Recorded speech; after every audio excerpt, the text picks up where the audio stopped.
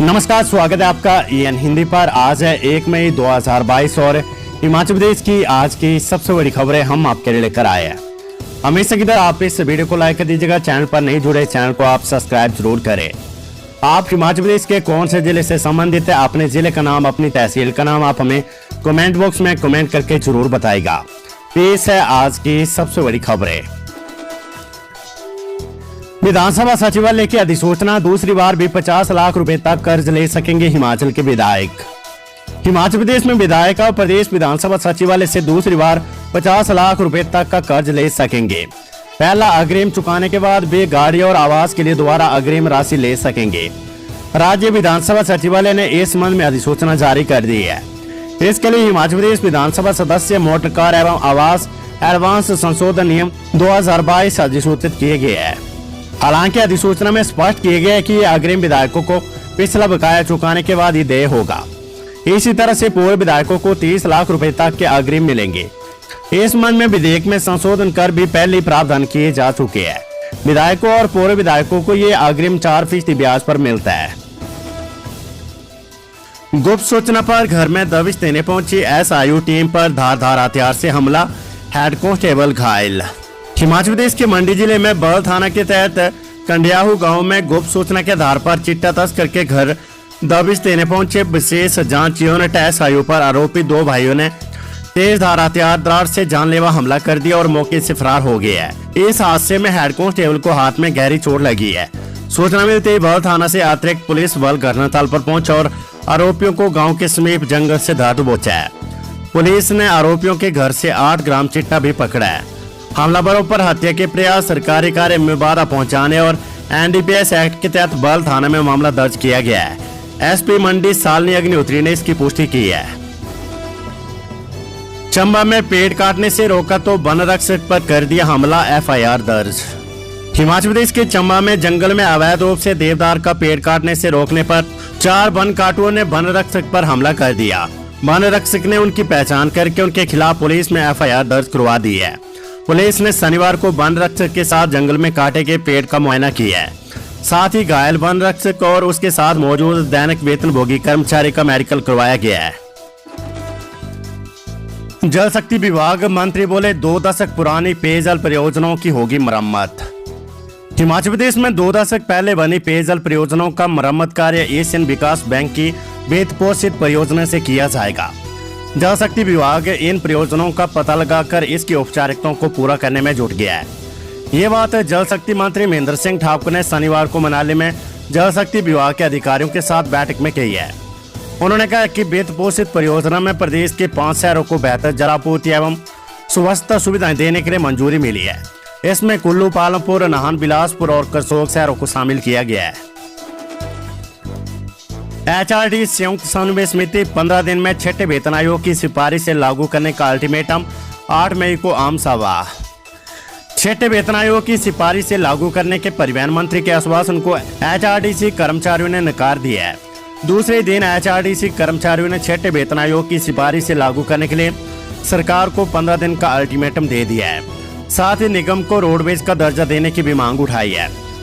मांग पूरी न होने पर आंदोलन पर उतरने का ऐलान कर दिया है। HRDC संयुक्त समन्वय समिति ने 8 मई को बिलासपुर में निगम कर्मचारियों का अधिवेशन बुलाया है, जिसमें आंदोलन की रूपरेखा तय होगी। रात की खबर, हिमाचल में मनरेगा के ठप काम होंगे शुरू, केंद्र ने जारी किए 316.80 करोड़ रुपए। हिमाचल प्रदेश में ठप पड़े मनरेगा के काम अब शुरू हो सकेंगे। केंद्र सरकार ने इसके लिए 316.80 करोड़ रुपए की धनराशि जारी की है। केंद्र ने यह धनराशि मनरेगा सामग्री घटक और प्रशासनिक व्यय के तहत जारी की है। ये जानकारी ग्रामीण विकास एवं पंचायती राज मंत्री वीरेंद्र कंवर ने दी है। शनिवार को जारी बयान में कंवर ने बताया कि इस राशि से मनरेगा के कार्यों में गति आएगी और लंबित देनदारियों का निपटारा भी किया जा सकेगा। वीरेंद्र कंवर ने बताया कि प्रदेश में मनरेगा के तहत बेहतर कार्य किया जा रहा है और ग्रामीण विकास तथा आर्थिकी के उत्थान में ये उपयोगी सिद्ध हो रही है। विशेष तौर पर कोरोना काल में मनरेगा ग्रामीण आर्थिकी के लिए संबल बनी है।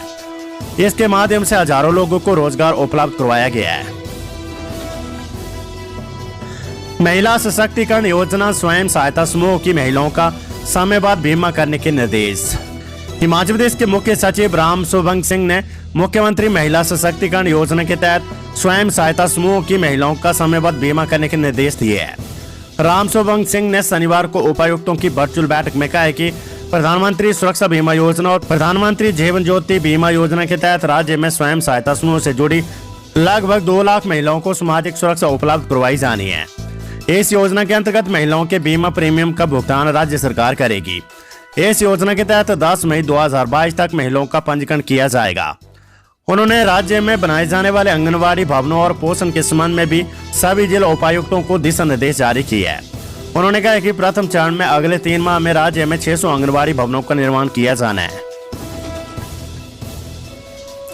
बद्दी के किशनपुरा की आइसोलेट कंपनी के कोल्ड स्टोर में भड़की आग, कच्चा और तैयार माल जलकर राख।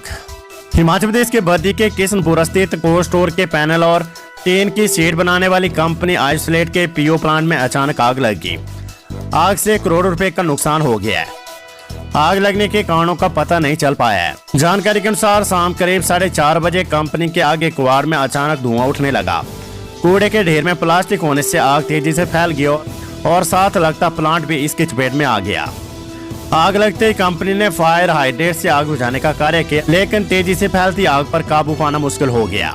इस दौरान अग्निशमन विभाग को सूचित किया गया। अग्निशमन अधिकारी कुलदीप ठाकुर के नेतृत्व में टीम पहुंची और आग को बुझाने में जुट गई। करीब 2 घंटे की कड़ी मशक्कत के बाद आग पर काबू पाया गया है। इस बीच पूरा शेड और प्लांट में रखा तैयार और कच्चा माल जलकर राख हो गया है। हाईकोर्ट ने खारिज की नाबालिग से दुष्कर्म के दोषी की अपील। हिमाचल प्रदेश के किन्नौर निवासी आरोपी शिवचंद को नाबालिग से दुष्कर्म करने के आरोप में दोषी ठहराए जाने के फैसले को हाईकोर्ट ने सही ठहराया है। सत्र न्यायाधीश किन्नौर ने दोषी को 7 वर्ष की कठोर कारावास और 10,000 रुपए के जुर्माने की सजा सुनाई थी। जिला एवं सत्र न्यायाधीश किन्नौर के इस निर्णय को शिवचंद ने हाईकोर्ट के समक्ष अपील के माध्यम से चुनौती दी थी। न्यायाधीश सबीन और न्यायाधीश सत्येन वैद्य की खंडपीठ ने दोषी की अपील को खारिज करते हुए निचली अदालत के फैसले पर मोहर लगा दी है। खबर मनाली से पर्यटक वाहनों को ग्रापू तक जाने की अनुमति, रोहतांग दर्रा भी जल्द खुलेगा। हिमाचल प्रदेश की पर्यटन नगरी मनाली और जनजातीय जिले लाहौल स्पीति की सैर का कार्यक्रम बनाने वाले पर्यटकों के लिए अच्छी खबर है। लाहौल स्पीति के काजा के लिए जाने वाला मार्ग ग्रापू तक बहाल कर दिया गया है। लाहौल स्पीति प्रशासन ने इस मार्ग पर ग्रापू तक वाहनों को ले जाने की अनुमति दे दी है। दूसरी ओर समुद्र तल से 13,050 फीट की ऊंचाई पर स्थित रोहतांग दर्रा भी जल्द बहाल हो जाएगा। इस मार्ग पर बर्फ हटाने का अभियान युद्ध स्तर पर चल रहा है। 2 से 3 किलोमीटर मार्ग पर ही बर्फ हटाने का कार्य शेष रह गया है। उम्मीद जताई जा रही कि मई के प्रथम सप्ताह तक रोहतांग पर्यटकों के लिए बहाल कर दिया जाएगा। मौसम के बदले मिजाज, बारालाचा दर्रे सहित चोटियों में हिमपात शुरू। बारालाचा दर्रे सहित समस्त ऊंचाई वाले क्षेत्रों में बर्फबारी शुरू हो गई है। मनाली लेह मार्ग पर वाहनों की आवाजाही सुचारू, लेकिन लाहौल में शुरू हुई बारिश को देखते हुए जिला प्रशासन ने सैलानियों को सफर न करने की सलाह दी है। प्रशासन का कहना है कि आने वाले 2 से 3 दिन मौसम खराब रहेगा। हालांकि छोटे वाहनों की आवाजाही सुचारू है, लेकिन बर्फबारी का क्रम ऐसे ही रहा तो वाहन चालकों की दिक्कतें बढ़ सकती है। वीकेंड के चलते पर्यटन नगरी मनाली में पर्यटकों की चहलकदमी बढ़ी है। शनिवार को स्नो पॉइंट बने लाहौल के कोकसर में 1,500 से अधिक पर्यटक वाहनों ने दस्तक दी है।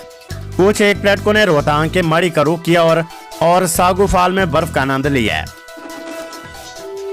दृष्टिबाधित छात्रों से भेदभाव, कुल्लू कॉलेज के प्रिंसिपल पर जांच के आदेश, 15 दिन में मांगी रिपोर्ट।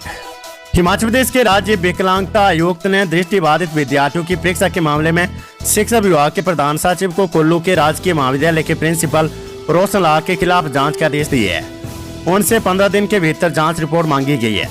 ये कार्यवाही उमंग फाउंडेशन के अध्यक्ष और राज्य विकलांगता सलाहकार बोर्ड के विशेषज्ञ सदस्य प्रोफेसर अजय श्रीवास्तव की शिकायत पर हुई है। शिमला में कांग्रेस की तिकड़ी का एक साथ शक्ति प्रदर्शन, पहली बार मंच साझा करेंगे दिग्गज। प्रदेश कांग्रेस की तिकड़ी पहली बार एक साथ दिखाई देगी। इसके लिए पूरी योजना दिल्ली में कांग्रेस हाईकमान ने तैयार की है। हिमाचल मामलों के प्रभारी राजीव शुक्ला ने इस बार संयुक्त शक्ति प्रदर्शन की पटकथा लिखी है। कांग्रेस की नवनियुक्त अध्यक्ष प्रतिभा सिंह के सम्मान में कांग्रेस शक्ति प्रदर्शन करेगी। 5 मई को शिमला में ये प्रदर्शन होगा और इसी दिन प्रतिभा सिंह अध्यक्ष का पदभार भी ग्रहण करेगी। कांग्रेस इस शक्ति प्रदर्शन में एकजुटता का संदेश भी देगी। प्रधानमंत्री नरेंद्र मोदी बोले, आसान बनाई जाएगी न्याय की भाषा ताकि आम जनता भी समझ सके। प्रधानमंत्री नरेंद्र मोदी ने शनिवार को नई दिल्ली के विज्ञान भवन में मुख्यमंत्री और उच्च न्यायालय के मुख्य न्यायाधीशों के संयुक्त सम्मेलन का उद्घाटन किया। इस दौरान उन्होंने कहा कि त्वरित समाधान और सामाजिक न्याय पाने के लिए मध्यस्थता हमारी कानूनी प्रक्रिया की कुंजी है। हमें खुशी है कि कई राज्यों ने तकनीकी और चिकित्सा शिक्षा को मातृभाषा में प्रदान करने के लिए पहल की है। प्रधानमंत्री ने कहा कि सामाजिक न्याय के लिए न्यायपालिका के तराजू तक जाने की जरूरत नहीं होती है। कई बार भाषा भी सामाजिक न्याय का माध्यम बन जाती है। आम लोगों को न्यायिक प्रक्रिया और फैसलों को समझना बड़ा मुश्किल होता है, हमें इसे आसान बनाना होगा। प्रधानमंत्री ने कहा कि किसी भी देश में स्वराज का आधार न्याय होता है। न्याय जनता की भाषा में होना चाहिए। जब तक फैसला आम लोगों की समझ में नहीं आता, उनके लिए न्याय और सरकारी आदेश में फर्क नहीं होता है। निजी विश्वविद्यालय ने बिना मान्यता प्राप्त 36 कोर्सों की देश भर में बेच डाली हजारों डिग्रियां, जांच टीम को मिले पुख्ता साक्ष्य। मानव भारती विश्वविद्यालय ने विद्यार्थियों को 36 ऐसे कोर्स करवा दिए जिनकी विश्वविद्यालय के पास मान्यता ही नहीं थी। फर्जी तरीके से करवाए गए इन कोर्सों की हजारों फर्जी डिग्रियां देश भर में बेची गई है, जिनसे लाखों रुपए कमाए गए हैं। विश्वविद्यालय प्रबंधन ने ऐसे कोर्स करवाने की निजी शिक्षण संस्थान विनियामक आयोग को जानकारी नहीं थी। पुलिस की विशेष जांच टीम SIT को इसके पुख्ता सबूत मिले हैं। SIT की अब तक की जांच में करीब 41,000 फर्जी डिग्रियां मिली है। पुलिस इस मामले में अभी तक 80% जांच पूरी कर चुकी है। अब SIT जल्द विश्वविद्यालय के खिलाफ तीसरी और अंतिम चार्जशीट कोर्ट में पेश करेगी। BSL लैब तैयार, अब हिमाचल में होगा TB का एडवांस लिक्विड कल्चर टेस्ट। अब हिमाचल प्रदेश में ही क्षय रोग का एडवांस लिक्विड कल्चर टेस्ट होगा। इसके सैंपल दिल्ली भेजने की जरूरत नहीं रहेगी। रिपोर्ट के लिए भी 3 माह का लंबा इंतजार नहीं करना पड़ेगा। स्वास्थ्य विभाग ने क्षय रोग अस्पताल धर्मपुर में एडवांस लिक्विड कल्चर टेस्ट के लिए लैब स्थापित कर दी है। इसमें सैंपल परीक्षण की रिपोर्ट 30 से 35 दिन में मरीज को मिल जाएगी। इसके बाद उनका इलाज जल्द शुरू हो सकेगा। अभी तक इस टेस्ट के सैंपल दिल्ली स्थित केंद्र सरकार की मान्यता प्राप्त लैब में भेजे जा रहे थे, जहां देश भर से सैंपल आते हैं।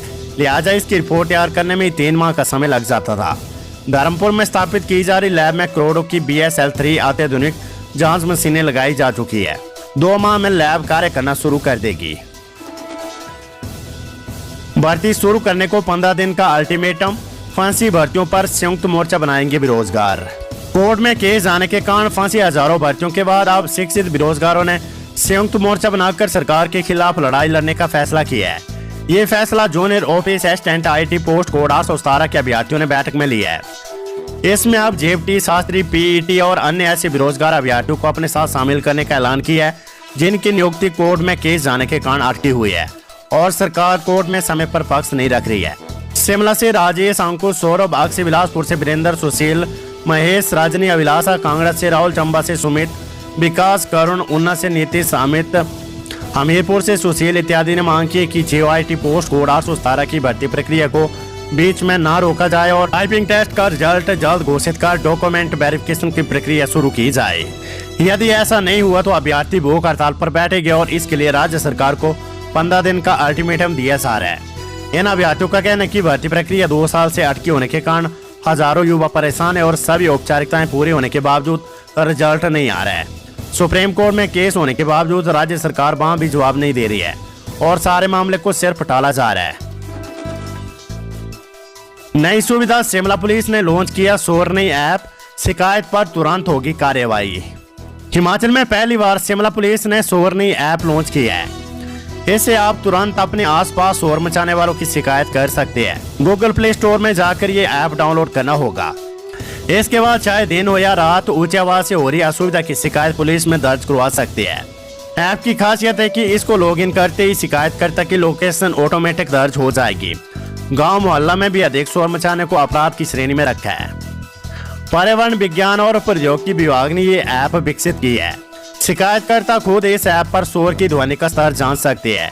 यदि शोर तय मानकों से ज्यादा हुआ तो इसकी शिकायत दे सकती है। यही नहीं, शिकायतकर्ता संबंधित जगह की फोटो भी ऐप पर भेज सकते हैं। इसके बाद शिकायत ऑनलाइन संबंधित थाने में जाएगी। इसके अलावा ऐप में शिकायत का ऑनलाइन रियल टाइम स्टेटस जानने की सुविधा भी दी गई है। तो ये थी हिमाचल प्रदेश की आज की सबसे बड़ी खबरें। हमेशा की तरह आप इस वीडियो को लाइक कर दीजिएगा और अगर आपको मॉर्निंग में हमारी नोटिफिकेशन नहीं आ रही है इस चैनल की तो आप सब्सक्राइब के सामने एक बेल आइकन आ रही है छोटी सी, उसको आप प्रेस कर दीजिएगा ताकि जैसे ही हम कोई भी जानकारी अपडेट्स आपको देते हैं उसकी नोटिफिकेशन आपके फोन पर, आपके लैपटॉप पर आ सके। नमस्कार, जय हिंद, जय भारत। वीडियो को लाइक और कमेंट बॉक्स में आप हमें कमेंट करके जरूर बताइएगा कि आप हिमाचल प्रदेश के कौन से जिले से संबंधित है। नमस्कार।